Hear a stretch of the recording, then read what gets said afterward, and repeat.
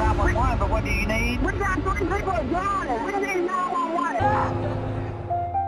A chilling 911 call on a tragedy that made headlines in Shreveport in 2010. 6 African-American teenagers drowned in a single incident in the Red River. None of them could swim. The U.S. has almost 3,500 accidental drownings every year, almost 10 a day. But what's startling is the black drowning rate is about 40% higher than the rate for whites, which begs the question, why is it that so many young black Americans can't swim? First, let's get rid of the misinformation. It has nothing to do with our body type. There's been a popular myth that black people's bodies are much less buoyant. And throw away the perception that swimming is a white sport. No such thing. Experts like Consuela Colston offer a much more practical explanation. We haven't had an opportunity to be exposed to water and water events and water activities.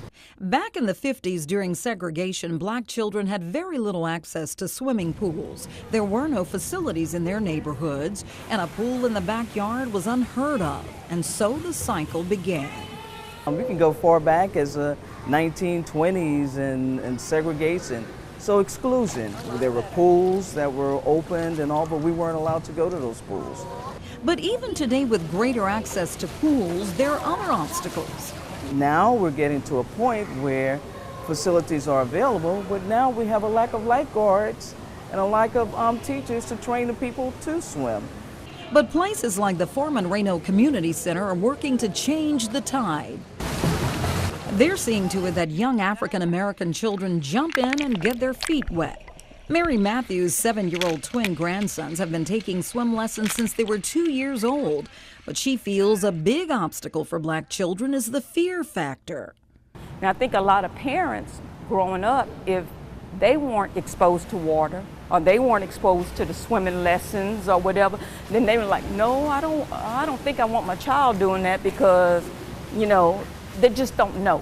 Groups like USA Swimming insist facilities like this one are the answer to many of the issues. More parents are encouraged to get their children in age-appropriate classes and enroll in swim lessons themselves.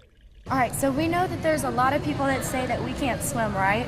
But we're going to prove them wrong. And as far as the myth about African Americans not having the body type for swimming, Colston says history can put a stop to that story as well. They talk about African Americans not being buoyant.